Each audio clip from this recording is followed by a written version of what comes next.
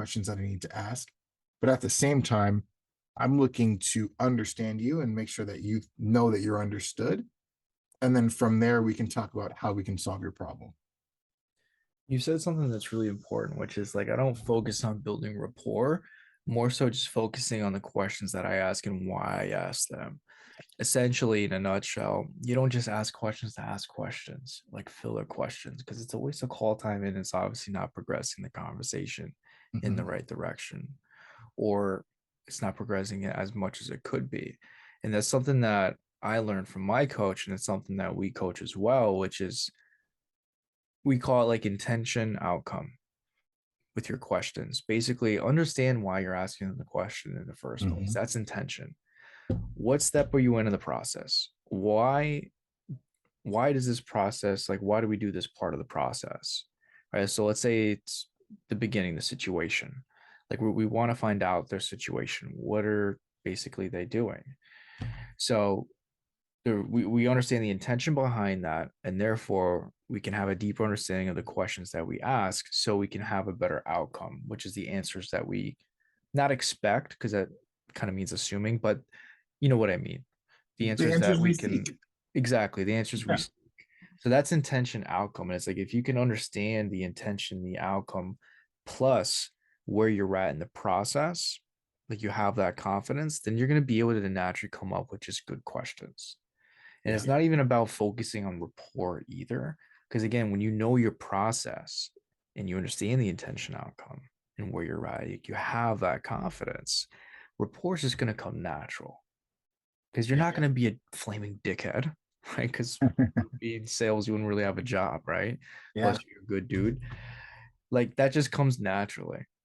Yeah. And when people can just kind of, when you ask good questions, they're gonna naturally open up to you. They're going to express because they're answering a good question. And that in and of itself is going to build a rapport for you. Yeah. Because if they're 100%. not going to answer the question, you're going to know. And they're going to basically give the indicators through tonality. And we've all been there, but for the most part, yes. You're going to build rapport basically through the answers that they give you because you're asking good questions. And those questions are ultimately going to build you the trust. And again, like the rapport is kind of like a byproduct of that trust. Mhm. I teach interviews a lot for our students at Undeniable Closer. And some of the business owners I work with as well. I teach them how to properly interview. And one of the things I harp on is the economy of words, the exercise of treating every word like it has a single dollar amount. So every word I say is worth $1. So if I ask you a question, I want to ask the most impactful question and spend the least amount of money, right? And if I answer a question, I want to give you the most valuable question and the most valuable answer without spending too much money.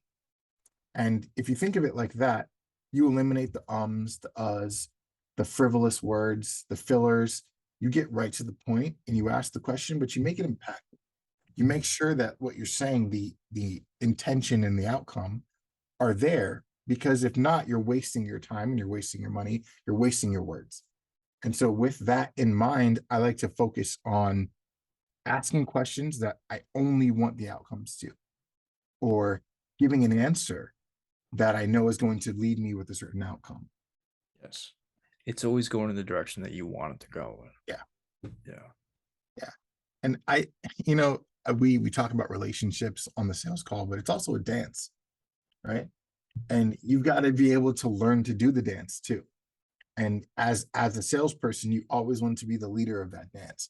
But if you're, doing the samba and somebody else is twerking, then you're in disharmony. You know what I mean? So Yeah, you've got you're to find a way to find that harmony and right. bring that back. You're having two different conversations. Exactly. Yes, I see that quite a bit when I review calls. And it's like when I point it out, that's when they get the oh moments. Typically, you're having two different conversations. It's usually when the closer kind of goes down one route that they probably shouldn't have gone down or wasn't as important because they weren't listening as close or perhaps they missed it. Yeah. So, for example, let's just say like fitness coaching, B2C, that's the offer, right? let's just say, yeah, I want to lose 50 pounds, but I just want to feel better. Okay, well, what are you doing right now to lose the 50 pounds? Like that's one route you could take. Mhm. Or what are you doing right now to kind of feel better? That's a different route you could take. Two different conversations. One route is going to lead you to a more emotion with a bigger impact. Right, One's going to bring you to the lesser version, the lesser impact. right. So even though it's a small little difference, as you go through the call, it snowballs, gets bigger and bigger and bigger. And then you're kind of having two different conversations that could veer off. And Yeah. this is something that I see so often. And that's why when I review calls, I look at the first 5 to 10 minutes and I'll be able to sniff out the problem. And usually it's something so small that they either missed or they just went down the wrong road. Mhm. And then it snowballs throughout the call.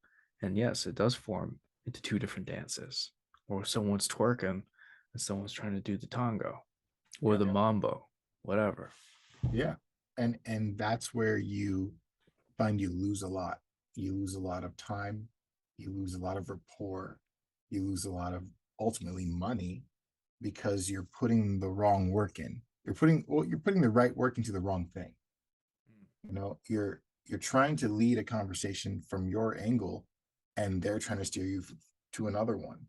And so because you're fighting against them, there's turmoil, and turmoil leads conflict, and conflict leads to indecision.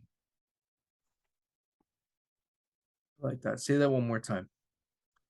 Turmoil leads to conflict, and conflict leads to indecision. So if you're on the sales call and you're having two different conversations because you're trying to lead them one way and they're trying to steer you another, that's turmoil, right? That's think something's not right. You guys are not linking up, you're not vibing, you're not gelling, right?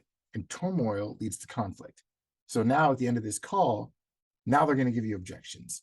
Now they're going to throw every objection they can at you just to get you off the call because they're done. They're conflicted with what you have to say. They either don't believe you, they either haven't had enough from you to convince them that this is worth their time. And because of that conflict, they're going to be indecisive. Meaning, even if they think it's going to be good for them, they're going to be like, oh, let me think about it. Let me wait on it. Or no, this isn't good for me. Even if they really want to, they're like, I don't feel comfortable enough with you to make this decision. And it's your fault because you let that turmoil continue instead of trying to flip it back and gain control of that situation. Yes. And a lot of people are almost too afraid in the moment to like pump the brakes and take a step back or two. Yeah. Because it's like, oh my God, well, I can't. I just have to keep the ball rolling. It's like, no. Guys, if you're ever in a moment in a sales call, it's like, ooh, I messed up, or like, oh, we're going down the wrong path, and you kind of have like that nail on chalkboard feeling inside of you. It's like, look, don't be afraid to pump the brakes for whatever reason. And a lot of times, for me speaking personally in the past, where it's like, oh shoot, I missed on something. I have to go back because if I don't go back, it's going to affect the rest of the process. Like maybe there's an objection I could pre-handle back there, which is another thing that a lot of people don't know that they can do is like how to pre-handle objections, different conversation. Mm-hmm. I'll pump the brakes. Hey, you said something quite important back there. I just kind of want to get some clarity on, if you don't mind. What did you mean by when you said X, Y, and Z? Like, guys, if you normalize anything, you'll get away with it. Yeah. Hey, But before we people go get any so further, can I just talk a little bit more about what you said back there? You said this, and I kind of want to just wrap around that for a second, kind of dive in on that. Tell me a little exactly bit when you about normalize, like you can get away with anything on a sales call if you normalize it and you contextualize it enough. The that. problem is a lot of people, as you know, they just kind of get in their own heads and they're like, oh no, I can't do this. Or maybe they get in their own heads and it just comes out weird and it makes the other person feel weird and it's just not interpreted the right way. Yeah. But What guys, what is a sales call? A sales call is a conversation between two people. that's a So you don't script out your conversations with your friends. You don't no. script out your conversations with your parents. So why script out a conversation where you have to follow that exact script with somebody and you can't go back and revisit some things? That's not the way you talk normally. And the more, like you said, the more you can normalize a sales call, the more comfortable that person's going to be on the other end. And what is comfort? Comfort is them getting over their fear of being on that call. Everyone comes on the call scared that you're going to make them spend a bunch of money, right? And your job is to get them over that fear and get them to see, no, you're here because we're actually going to help you with your business or help you lose weight or help you make more money or whatever the outcome is. Your job is to be that bridge, right? If you take away the pressure of I have to close this person and realize that they have a problem, the business owner has a solution, I'm literally just the bridge for them to walk across. If they start to veer off the bridge, I got to pull them back in and help them walk straight. That is my job. At the end of the day, I'm not fulfillment. I am the bridge to fulfillment. So if I can normalize any part of the conversation that would otherwise make them feel fearful, why wouldn't I do it? Yeah. You said something really important that I kind of want to take a step back and clarify on. Wink, wink. See what I did there?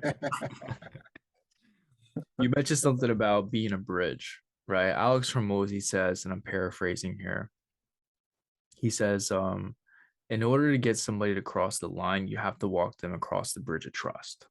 Mhm. Essentially, once you have somebody's trust and you have their confidence that you can help them solve XYZ, then you should be able to walk them across the bridge and sell. Because people, you need really like three things to not convince, but to sell somebody. You need one, confidence in the result. You need their confidence in the result. You need their confidence that you can get them the result. And then, of course, they need the resources to do so, finances. So let's break that down. The first one, they need confidence in the result. Well, we have to figure out what they feel like they need to solve X, Y, and Z. Because a lot of the times they'll hop on a call and maybe they just don't quite know. But when you ask the right questions, they will tell you exactly what they need. And then if you go a little bit deeper on that with certain questions, like why do you feel like that would help you, X, Y, Z, you're building confidence around the thing, the solution, and therefore they're going to have more confidence in that solution. So when you go present them, guess what you're going to present? That thing that you built confidence around. So it becomes a no-brainer. So boom, you got them confidence in the result. Then we got to get them confidence that you can get them the result, which is through presentation, because you know the thing now that can bridge that gap. And then of course they have to have the resources to be able to do so, the finances.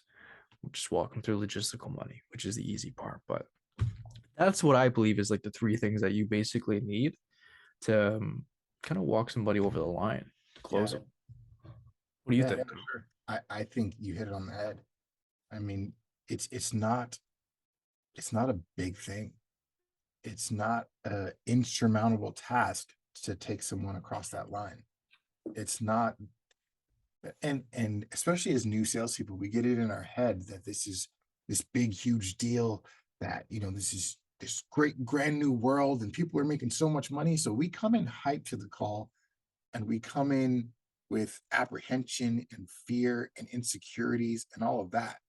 And we try to then project, what we end up doing is projecting that onto the person that we're on the call with, instead of taking some time to just relax, chill, remove all of that expectation, remove all the insecurity.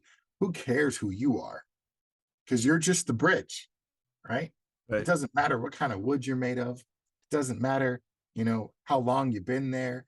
It doesn't matter if this is your first time ever being a bridge. You're the bridge, and that person has no idea who you are or what you're made of.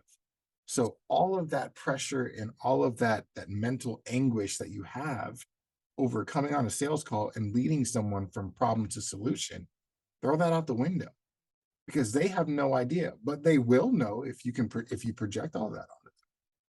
They will feel it. They'll get off the call thinking, man, this guy must have been his first time. He has no idea what he's doing. And that's because you put that out there. Yeah. It's not like you got a shirt that says my first time. You know what I mean? Maybe they close more if they had one. That's not a bad idea. Maybe I should start wearing a shirt like that. Maybe I'll close. Yeah, I just think that there's a lot of for new salespeople, there's a lot of apprehension to getting on a sales call. And you think that, oh, I've done 50 million role plays and I still don't feel great on the call. It's because you're you're role playing the wrong thing. Yeah. It's not the sales call you need to role play. It's the getting out of yourself and the putting you in the background and stepping into this call with this person and being connected. That's what you got to practice. That's what a role play is good for. Practicing connecting with the next person. Who cares what you say? If I'm connected with you, I could leave my script in the dirt and still get you to sell because I'm connected with you. It really does just kind of come down to like I call it like the core principles, fundamentals, basics, whatever. Because I train martial arts, jujitsu, and it's an easy analogy to use that makes sense, right? Like when you look at black belts, they're not doing the fancy shit. They're not doing No. flying arm bars, flying triangles, the shit that you see in movies. They don't do that in real life, guys. What they do is the basics: single legs, double legs, rear naked chokes, arm bars. Like when you get to that level of black belt, you just got really good at doing the basics over and over and over again. And sales is the exact same way. Mhm. You do not have to do the fancy pre-frames or the fancy setups that maybe you hear or you scroll by on TikTok. Like get really good at the basics so you understand the intention and the outcome throughout your process, or maybe the questions that you're asking, so you have that confidence. Because it's not what you say, it's just how you say it. Yeah. And you only have that level of confidence when you get that level of repetitions in. But you got to be focusing on the right things when you get in your reps in. That way you can get really good at the basics. But that's something that's kind of like a hypothesis on mine. Is like, look, if you just get really good at the basics, it's like you're going to be more fluid, more natural in your sales process. It's going to feel more like you.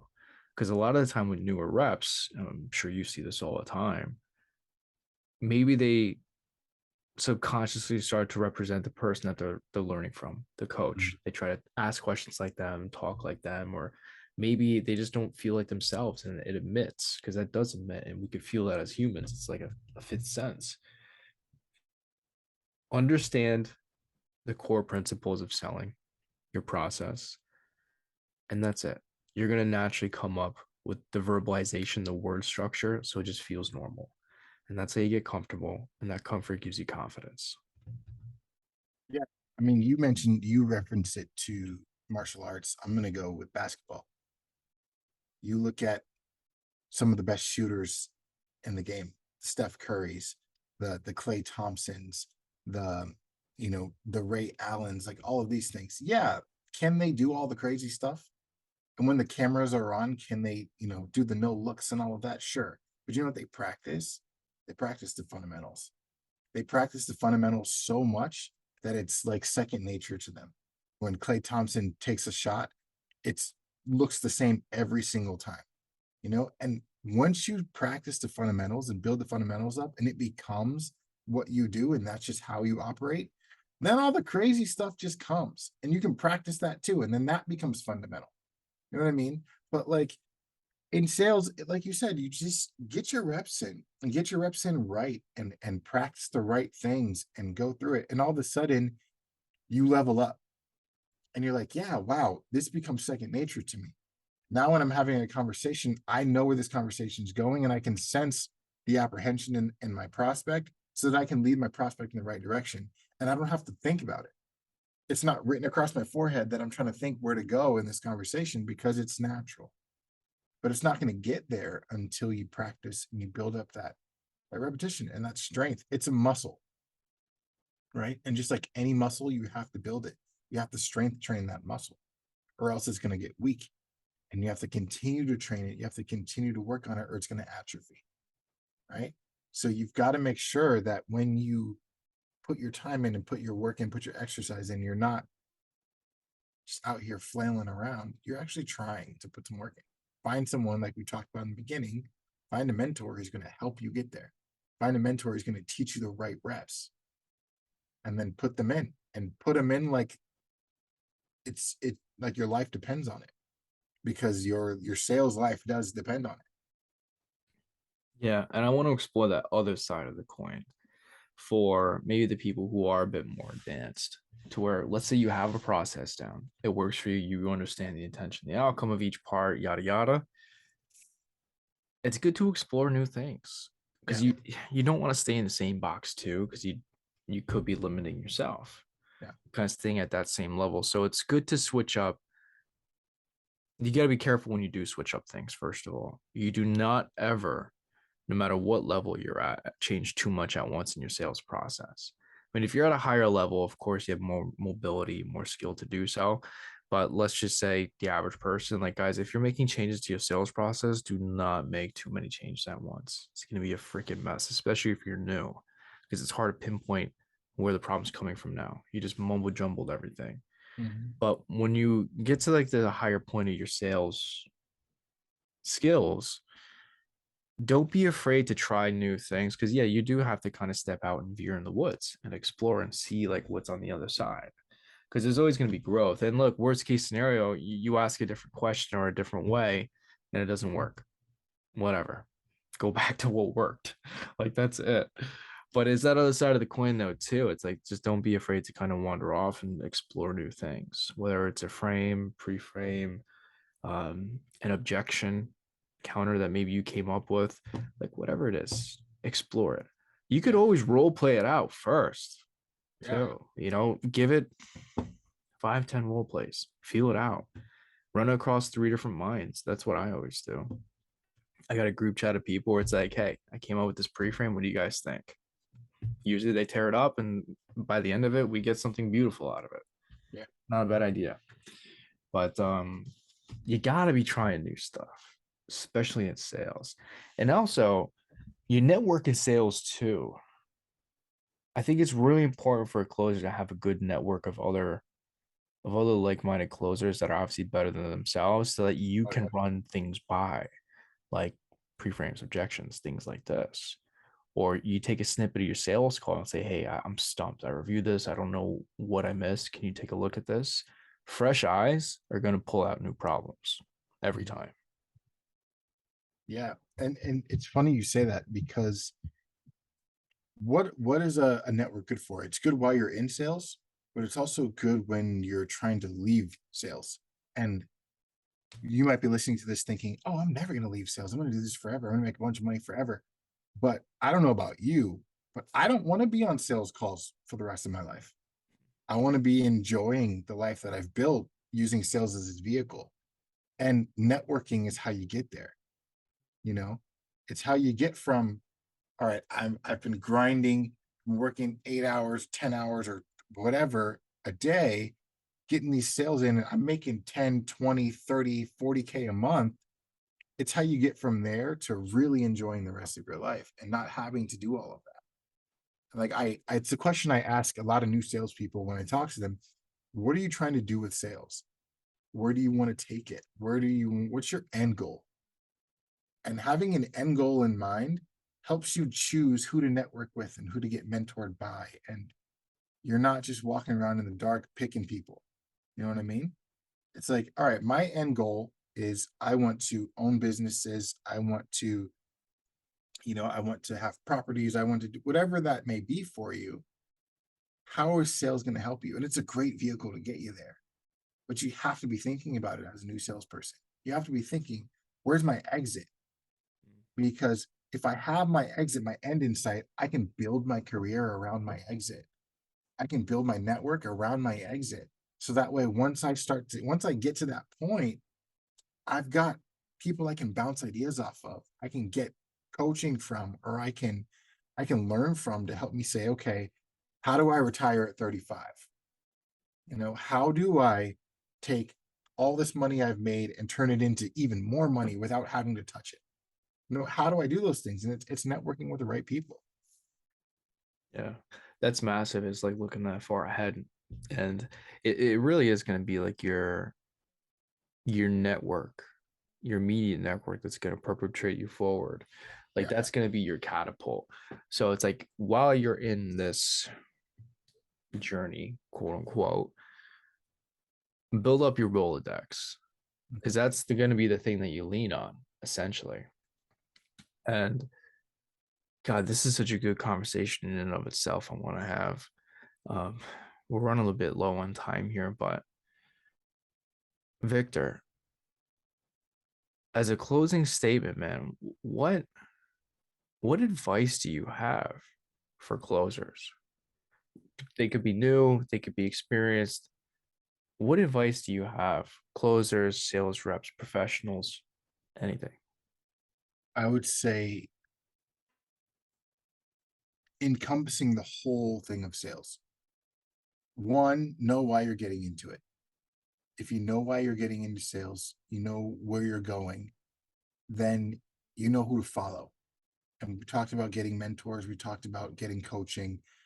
You find those people, you follow them, and you get to where you're going. Sales is a vehicle. It's a vehicle for success, but your vehicle could be a Fiat or it could be a SpaceX shuttle. It really depends on you and the work and effort you put into it. And if you sit back and say, okay, I'm at A, I want to get to Z, and you map that out and you talk to the right people, you network with the right people, you make the right moves, it's very possible to change the world with what you have. We're not in the 1820s anymore.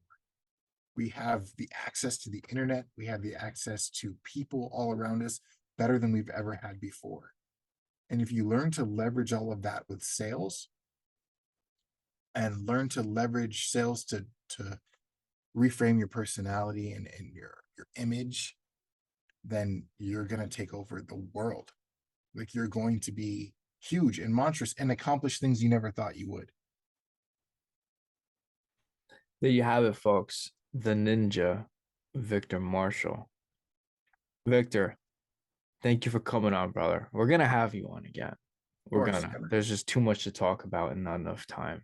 That's how it always goes. Yeah. We're gonna have you on, man. Thank you for coming on. Appreciate you. And it's the holiday season, so I hope you have a good Christmas, man, with you and your family. I might need to. Thank you. Guys, stay tuned. We have a bunch of guests coming on here in the upcoming weeks and months. It's going to be good. We're starting off the new year with a blast. So stay tuned with that. All right. Peace.